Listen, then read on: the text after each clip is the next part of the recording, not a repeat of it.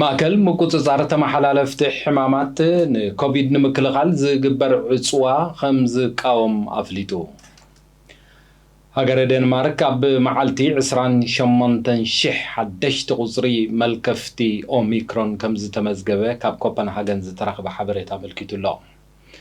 ጥዕና ሃበለይ ተኸታተልቲ መደብና እዚ ካብ ስቶክሆልም ዝመደበሩ ማዕከን ዜና ሃርሞኒ እዩ። ንሎሚ 7 ጥሪ 2022 ዝተዳለወ መሰናድኦ ዜና ቀንዲ ርእስታቱ ብምቕዳም ከቕርበልኩም እየ። ሎሚ መዓልቲ ብኣቆጻጽራ ግእዝ ኩሎም ኣመንቲ ክርስትና በዚ ኣቆጻጽራ ካላንደር እዚ ወይ ከዓ ግእዝ ኣቆጻጽራ ልደት መዓልቲ እዩ። ንኹልኹም ኣመንቲ ክርስትና ርሑስ በዓል ልደት ክኾነልኩም ብሽም ኩሎም ኣብ ሃርሞኒ ዝሰርሑ መሳርሕተይን ኣነን ጽቡቕ ምንዮት ኣውደ ዓመት ንገልጽ። ኣብ ናይ ሎሚ 7 ጥሪ 2022 ዝተዳለወ ዜናታት ዝሰማዕኹም ርእስትን ካልኦትን ብምጥቕላል ከቕርበልኩም እየ። ድሕሪ እዚ ናይ ልደት ሰላምታ መሰጋገሪ ናብ ዝርዝር ዜና ክእትወኩም እየ። ምሳና ጽንሑ።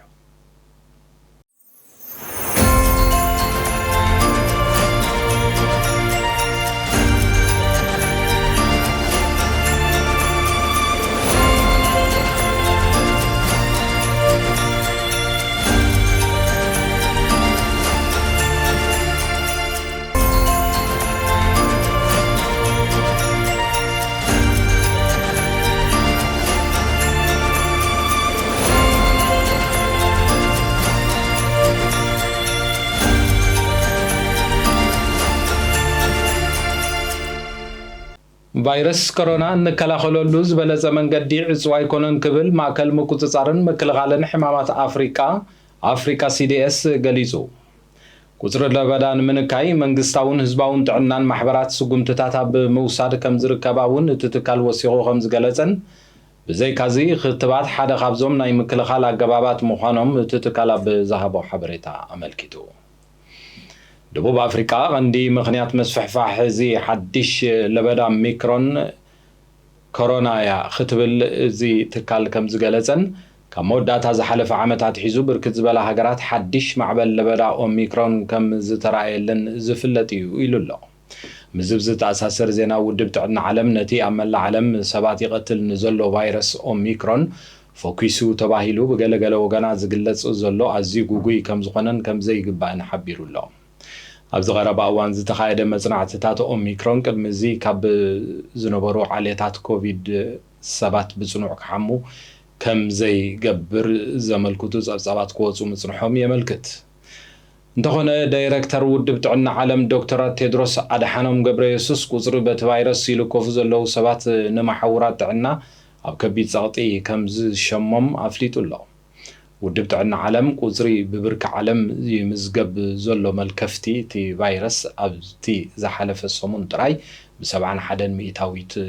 ከም ዝወሰኸ እቲ ጸብጻብ ናይቲ ዳይሬክተር ኣፍሊጡ። ውድቡ ሕብራት ሃገራት ኣብ ክልል ትግራይ ማዓስከር ስደተኛታት ማይ ዓይኒ ብዝተፈጸመ ደብዳብ ኣየር 3 ኤርትራውያን ስደተኛታት ከም ዝተቐተሉ ኣፍሊጡ። እቲ ብመንግስቲ ፌደራላዊት መንግስቲ ኢትዮጵያ ዝተፈጸመ ደብዳብ ናይ ነፈርቲ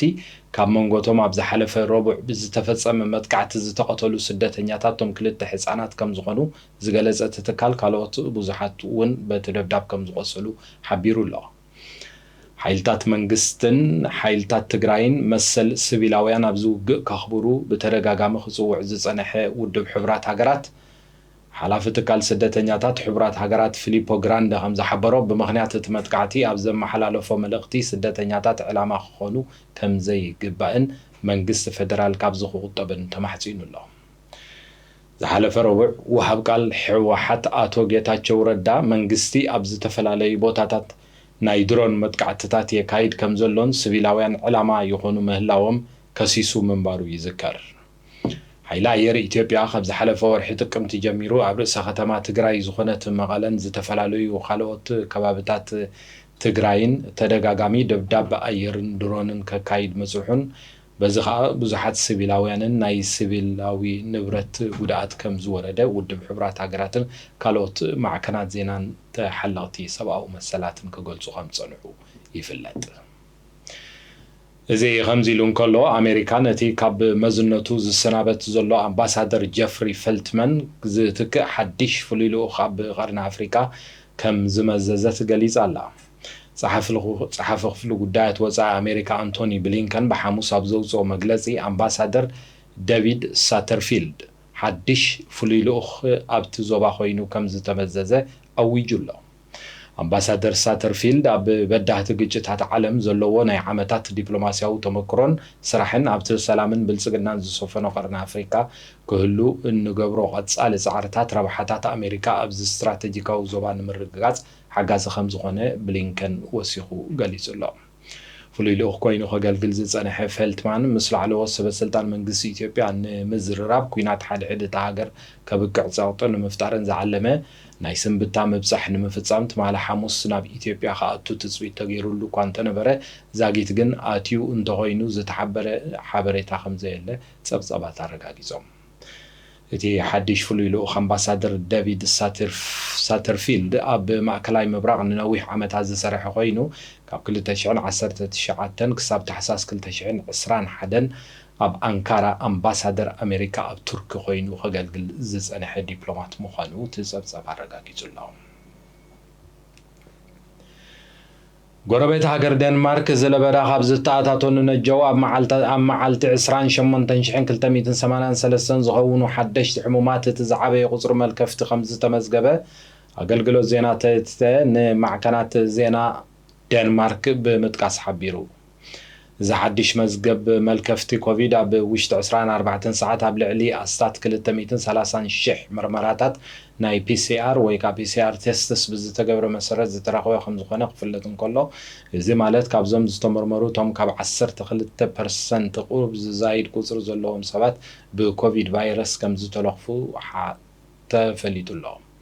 ብተወሳኺ እውን ልዕሊ 260,000 ዝኸውን ቅልጡፍ ምርመራታት ራፒድ ቴስት ከም ዝተገበረሎም ከም ዝተፈልጠን ይኹን እምበር እቲ ውፅኢት ናይዞም ምርመራታት ኣብቲ መዓልቲ ጸብጻብ ናይቲ ዴንማርካዊ ትካል ተላባዕተ ሕማማት ከም ዘየጠቓልል ተፈሊጡ ከም ዘሎ እቲ ኢንስቲትዩት ሓቢሩ ኣሎ። ብረቡዕ መዓልቲ 784 ዝኾኑ ብኮቪድ-19 ዝተለኽፉ ሰባት ኣብ ሆስፒታል ዴንማርክ ዝተሓከሙ ኮይኖም እዚ ድማ ካብቲ ብሰሉስ ዝተመዝገበ ቁጽሪ ብ10 ሚእታዊ ዝወሓደ ምዃኑ እቲ ጸብጻብ ኣረጋጊጹ ኣሎ። ኣብዚኣቶም እቶም 80 ዝኾኑ ኣብ ጽኑዕ ክንክን ዘድልዮ ክፍሊ ሕክምና ከም ዝርከቡ ክፍለጥ እንከሎ ብተወሳኺ እውን ብረቡዕ 15 ሰባት ኣብቲ ሃገር ብኮቪድ ከም ዝሞቱ ተፈሊጡ ኣሎ። እዚ ቁጽሪ እዚ ድማ ክሳብ ሕጂ ኣብ ዴንማርክ ብኮቪድ-19 ተለኺፎም ናይ ዝሞቱ ሰባት ቁጽሪ ናብ 3220 ከም ዝበጽሐ ክፍለጥ ከም ዝተኻለ እቲ ካብ ኮፐንሃገን ዝተፈነወ ሓበሬታ ኣረጋጊጹ ኣሎ። ካብ መዕቀኒ ዋጋታት ናይቲ ኖርዲክ ጸዓት ኤክስቼንጅ ኖርድ ፑል ዝተባህለ ትካል ከም ዝሓበሮ እንተኮይኑ ኣብ ደቡባዊ ሽወደን ዋጋ ጸዓት ኤሌክትሪክ እንደገና ይውስኽ ከም ዘሎ ተሓቢሩ። ምክንያት ናይዚ ዋጋ ወሰኽ ዝሑል ኩነታት ኣየር ናይ ክረምቲ ወይ ከዓ ቪንተር ከም ዝኾነን ምስ ዋሕዲ ዋሕዚ እቲ ካብ ሩስያ ናብ ኤውሮፓ ዝስደድ ጋዝ ተደሚሩ እቲ ዋጋታት ወሰኽ ከም ዘነሃሮ ክፍለጥ ተኻኢሉ ኣሎ ኢሉ ኣሎ እቲ ትካል። ንማል መሓዊሱ እቲ ጨረታ ናይ ዞን S4 ዋጋታት ጸዓት ኤሌክትሪክ ካብቲ ብረቡዕ 1.12 ክሮነር ኣብ ሰዓት ዝነበረ ኣብ መበል 12 መዓልቲ ናብ 1.75 ክሮነር ንኪሎዋት ከም ክብከብ ዝበለ ሓቢሩ። ብሰዓት ክስላዕ እንከሎ ኣብ መበል 12 መዓልቲ እቲ እዋን ጨረታት ከባቢ S3 ከምኡውን S4 ዝነበረ ዋጋ ናብ 2.81 ክሮነር ንኪሎዋት ከም ዝወሰኸ ጸብጻባት ኣረጋጊጾም ኣለዉ። እቲ ንከተማታት ዮቶቦርን ስቶክሆልምን ዘጠቓልል ናይ ከባቢ S3 ናይ ዋጋ ዝርግሐ ብዝምልከት ኣብ በዓል ጥምቀት እቲ መዓልታዊ ዋጋ ንሰዓት ናብ 1.74 ክሮነር ኪሎዋት ክብል ከም ዝገበረ ተሓቢሩ ኣሎ።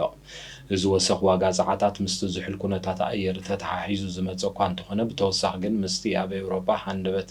ሰማይ ዝዓረገ ዋጋታት ባህርያዊ ጋዝ ዝተሓሓዝ እውን ከም ዝኾነ እቲ ትካል ኣብ ዝዘርግሖ ሓበሬታ ኣረጋጊጹ። ዝንበዓሉ ድማ ምስቲ ካብ ሩስያ ናብ ኤውሮፓ ዝለኣኽ ዘይልሙድ ትሕት ዋሕዚ መጠን ናይ ተፈጥሮ ጋዝ ዝተሓሓዝ ከም ዝኾነ ክፍለጥ ተኻኢሉ ኣሎ። تكتاتلو زلهم هارموني ميديايو دحرزي حصير صبصاب كنتات اير زسمون زي ناب حصرتي زيناتات كسغاغروكمي ايترحو مسانا صلحو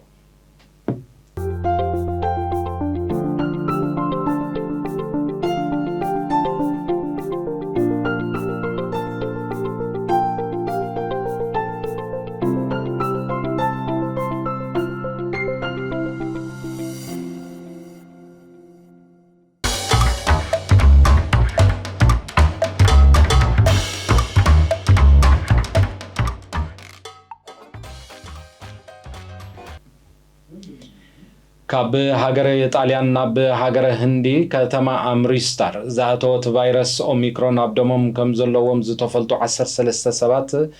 نخي وشبو كاب وشبي بوتا كم زهادمو كاب دلهي زترخ بحبريت عملكتو أبتا خاب ميلانو ناب هندي 225 توقعست حزازاتوت نفاري زموز وهاقايشتم تشعاته كاب معرفو نفر تخملوتون كلو وتم 4 دما كاب هوسبيتال ليوم تصويرهم كبل بعل مزتا ختمان بي بي سي عبيرو الله بوليس أبلع لزوم السبات كس كخفتو مخانم كم زغلوزون هندي حانت خابتن زل عالمتان ملكفت كورونا زقات من زلوها هاقرات كوينا لو معربت أي 100 الشح حدشت حمومان أب تهاجر كم زتمزجو كفلت تخيل لهم أب هاجر جبسي حنتي جبساويت من السيب سنك بريجيتالا وسئلتات زمز مفر راح نفس قتلت دحر مفتصام خلت سبات بتي مدففع تحتيتهم تطرطيرهم أب تحت قيد خمز وعلو تجلسوا 10 عمد عدمية باسانت خالد أب حدا من السيز غرب الله نايفقرو حتى بمنزعق بديجيتالاوي عقاب التسنع سئلتات بغص علي سدد من بارون بزخاز تبساجا نفس قتلت مفتصامان حبتا معكنات زينا قبسي حبيرا زوم سئلتات بفلاي بمحازوتا مستراية بكنينا نفسا من ريزا هيوتا تحلف كم جبرت تن معكنات زينا قبسي حبيران الله بسانت قدمي مماتا نديا بزلا أخوتو ملختي أدي زوم سئلتات ناتي هيكونون زتسنعو خمس قانون بحكي يبلك الله زبل صحف نابديا قدمي هيوتا محلافة زلا أخوتو صحف معكنات زينا قبسي عب مزارب خوين الله اسبانياويت غازيتا الناشنال زتباهله خمس حبرته ايرتراو زمبقولش ودناوي عتقعاي كعسو اغري الكسندر عيساق مس غانتا ارسنال كفرم تقاريبو خمزلو تحبيرو مسارت ذا غازيتا زهبوت حبريتا غابوناوي امرك